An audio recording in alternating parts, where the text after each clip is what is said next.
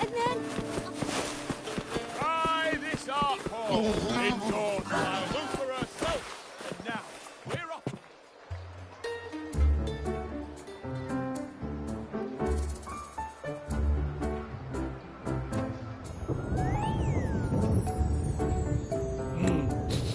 Muggy day. Sky's gloomy, air's all wet. Oh, man. At least let me finish my sentence. Ugh. Ugh. Cold, cold, cold. Oh.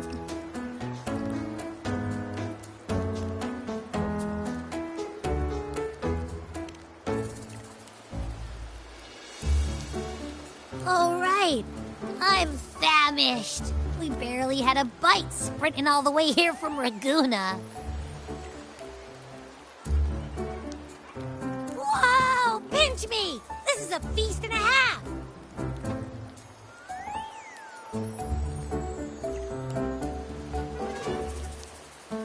Hey, Rover. So, we did bring enough money, right? I mean, we kind of rushed out without grabbing anything. Oh, that? Don't worry. Money's not an issue. Augusta made sure we're covered. All our food and lodging here in Septimont is billed straight to the F4's palace. But I think the owner might have overdone it a little. Ha! Better get used to it. You're the champ of the Great Aegon. And you know me. If food's on offer, I'll be a scoffer. Yeah, no leftovers, guaranteed.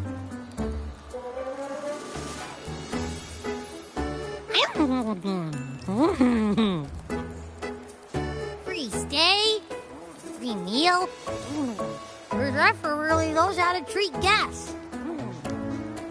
Maybe we should, hang around a bit longer.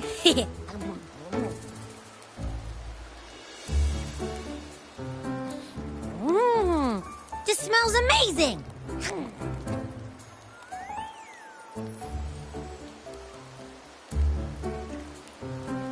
Abby, what do you think Imperator wants me to find? If Cardathea's right, the last clues should be somewhere on the Sanguis Plateaus. We're so close to the finish line, just one step away. But our pace is slowed. Relax. We're already back in Septimont. What's the rush? I remember Lupa said there's this weird blight cloud hanging over the Sanguis Plateaus.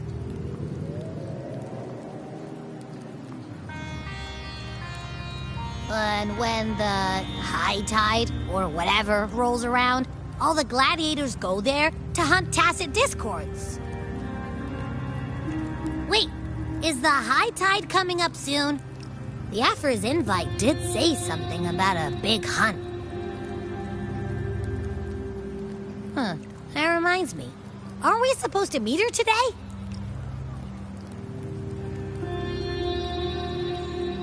A messenger came this morning. Augusta is dealing with an emergency, so our meeting's postponed. It looks like it'll be a while. An unexpected change. It's throwing everything off course. I don't like the feel of it. And why me for this hunt? If it's about the Great Aegon, the messenger said none of the other gladiators were invited.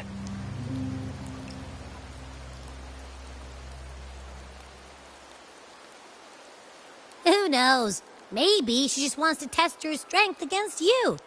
Typical Septimontian, right? You think so? I've only met her a few times, but I doubt she acts on such simple impulses. And as the F4, is she really in a position to do whatever she wants? Guessed from afar, you possess eyes as clear as crystal. But What troubles you so that eyes once bright as the highland sky now darken with rolling clouds?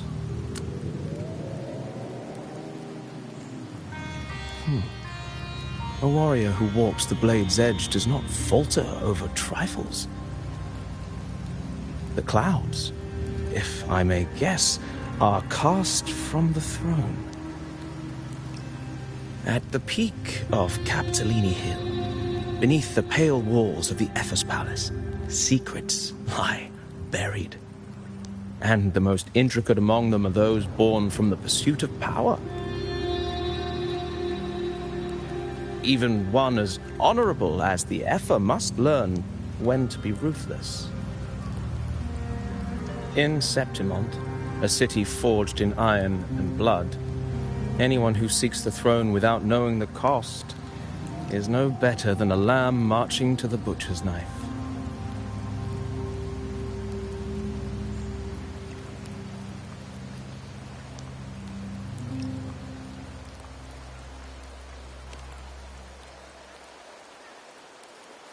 I am Nestor, a traveling poet.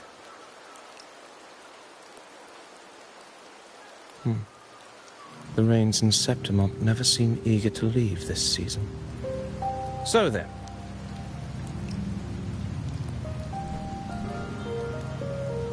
If you are curious about the effort, then allow me to say that nothing would honor me more than to offer even a modest service to the champion of the great Aegon.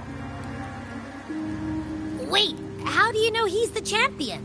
And all that stuff about the F-Word, too. Oh, your eyes. Were we talking too loud? To see and to hear are but two of the many ways to perceive. Trusting the senses is a habit, a natural expedience, but not the only option. Truth be told, I've been gathering inspiration for my next epic, and its protagonist is none other than Augusta, the Epher of Septimont. That's why I speak of her with some familiarity. I have a feeling your tale with her will soon be written, and knowing more about those who walk alongside you is rarely without its benefits.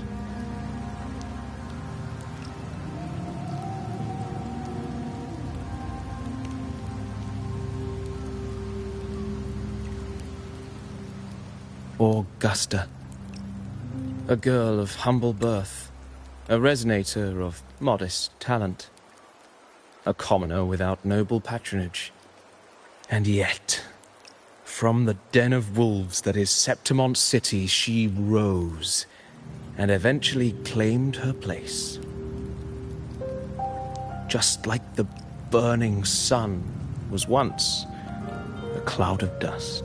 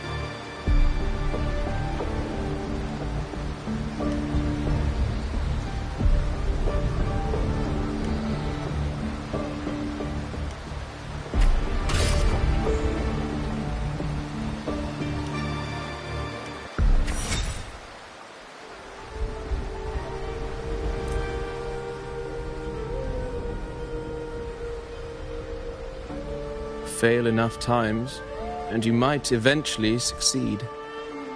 Should we call it resilience? Or mere stubbornness? Or perhaps, for a girl who has lost everything, there was never a second option. She had no one to trust but herself, and naught but a blade to hold. And yet, as the first stanza of an epic, this is nothing extraordinary. Since the lament, across the scorched lands of Solaris, I've heard this story repeat itself, again and again. Greatness. Yes, our era has certainly seen it. But true greatness is never found on the first page of a story. Courage, glory, and honor. Such immortal virtues have been etched in tablet and stone. They are never forged overnight. Light as a thread, elusive as the wind, they weave themselves into every twist of fate, tangling with every insignificant choice we make.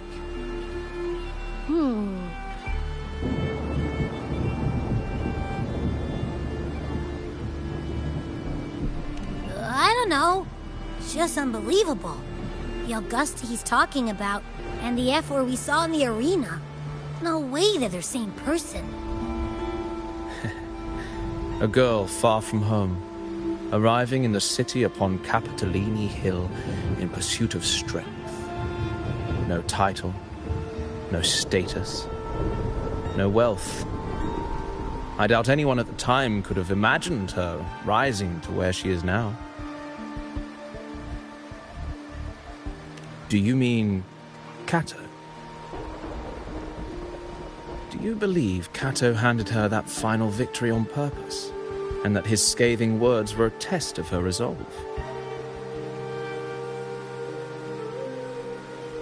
Then Cato must have been an idealist, to place his faith in a girl with nothing to her name. Now, why don't we keep this question in mind and see where the story leads us?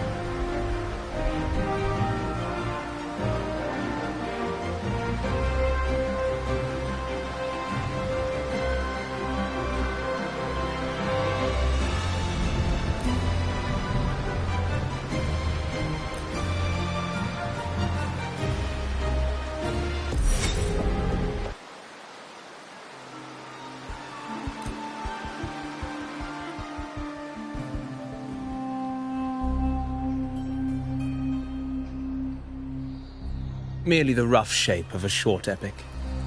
This is all I can offer about the F4.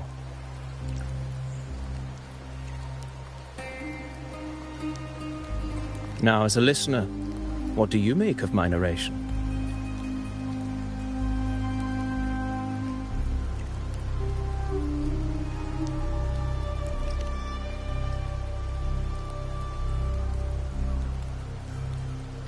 I appreciate your kind words, my generous listener. I am only a humble wordsmith, spinning verses and rhymes. The essence of poetry is granted by those who dare defy their fate. But there is one thing I must confess. Through my words, your knowledge of the F4 is partial, at best.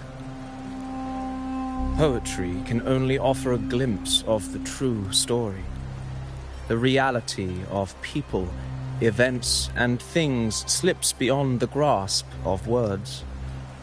I do not belong in the pages of the epic, so I remain confined to the observer's gaze. I can imagine events and emotions unfold, but I cannot truly recreate them. Here's some advice for you, though I hesitate to call it such.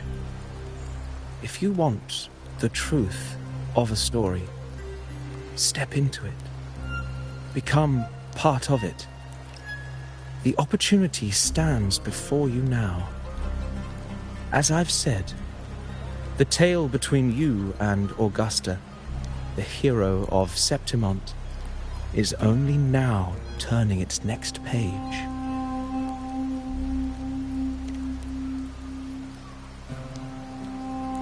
It's not difficult to see.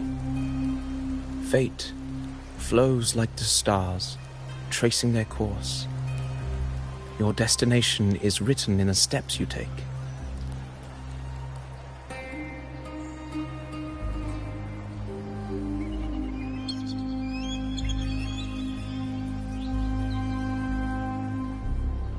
The rain is passing. I hear it ceasing its symphony upon the earth. It is time for farewells.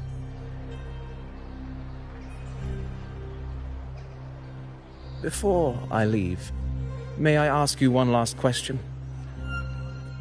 What is it that has lifted Augusta to the seat of power? What is it that makes a ruler?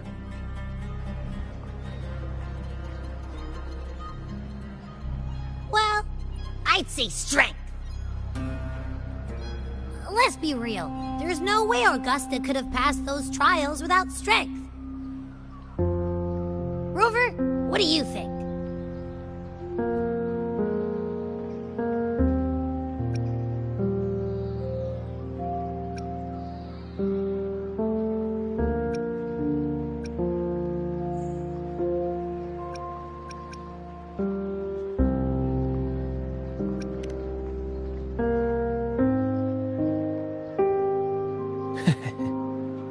You needn't rush to answer now. Keep it in mind as you continue your journey. When the final chapter is written, the answer will reveal itself.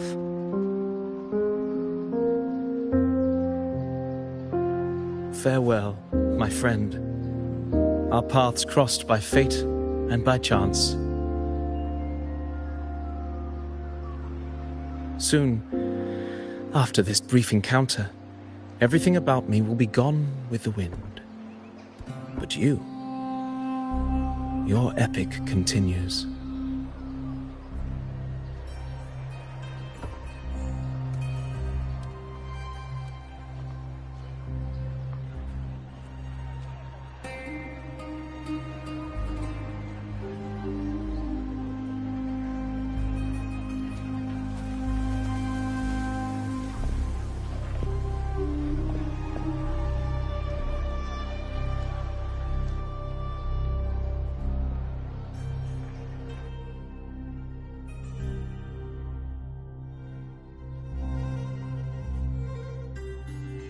Your Excellency, you have indulged her too much. As the priestess, Yuno is far too unruly in both action and word. It's a disgrace to her title. Indeed. She entered the palace unannounced, uninvited, and with no decorum. A blatant affront to the authority of the palace. Same as always. Senators, all she crossed was a doorway. One too insignificant to carry the weight of our authority, or defend anyone's fragile pride. Let us not forget, it is not the walls of Capitolini Hill that command fear. It is my will, my sword, and our relentless conquest. I know your fear. You fear a priestess's voice drowning yours, and a rebel challenging the Senate's rules. But listen well. Power does not bow to sycophants, cowering behind their traditions. If you seek power, then step from the shadows. Face me, and prove yourself worthy.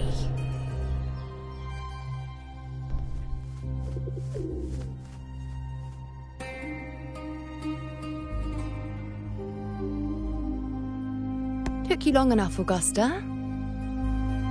Handling the senators takes time. You know that.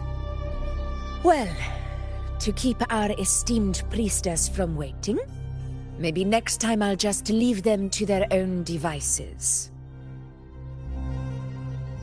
I'll make sure they record every detail of your feat, and relay it word for word to Grandmother Lilibet. Priestess Yuno. Unruly behavior, left Tetragon Temple without permission, and trespassed into the Ephor's palace. I wonder, who will lose it first? Lilibet or you? Let those old foxes report me all they want.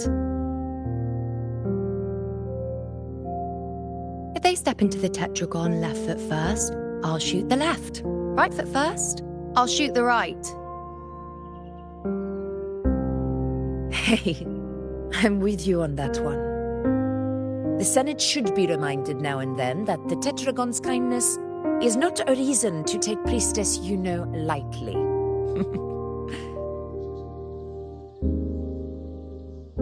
Why didn't you wait there? I had everything handled. We depart for the hunting ground tonight.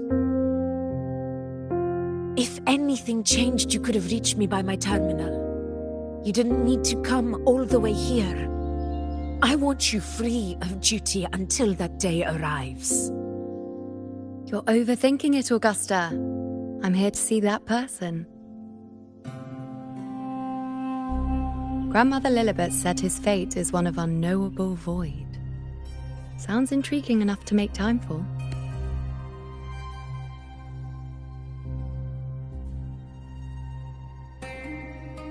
So that's it? Too bad. The ship from Laguna won't dock until tomorrow morning, and we'll be gone by then. Ugh, what a hassle. Patience, you know. The warrior has accepted the invitation. So, you'll have plenty of time to meet during the hunt.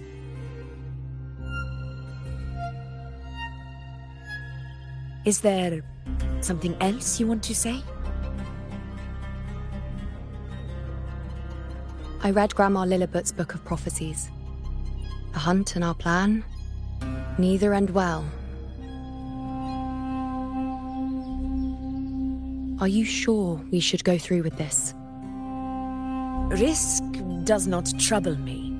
Peril simply requires greater strength. But really, when did you start caring about the temple's traditions?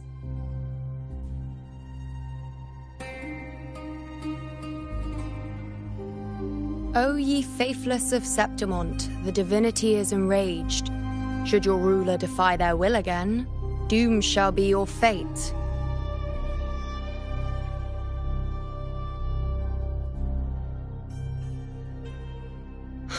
Lately, I've been hearing murmurs from the nobles again, about the ancient prophecy from Raguna. I will admit, those words once carried weight. But when our ancestors crossed the waters and climbed these hills, Raguna's divinity didn't get a seat on the ship. And the priestesses all said the prophecy was incomplete. Only the hero of heroes, wielding extraordinary power, risen from the dark tides, shall bring eternity to Septimont. Then shall the waters quiet, the tempest still, and glory return with the blood of the old king. Do not forget, this is the other half of the prophecy. Fabius, Attilius, Valeria, one after another, these heroes have saved Septimont from the brink of ruin. As long as a hero stands, no disaster can break this eternal city. What if this time is different? What if ruin is our fate? Then I will sever that fate with my blade.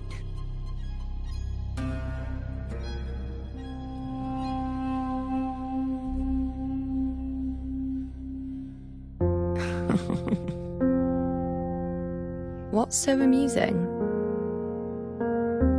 So, the fearless priestess Iuno can be frightened after all. But it's fine. If you're afraid, don't push yourself. I can handle this alone.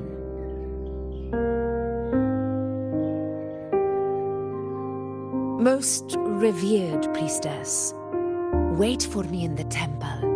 I shall return victorious. Frightened. Me? If anything, it's you, trying to shut me out and face it alone. Fine. Go ahead. You'll come back to me sooner or later.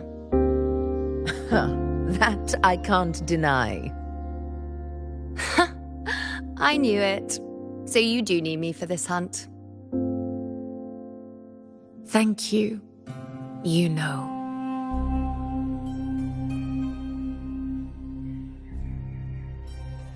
Why are you saying this?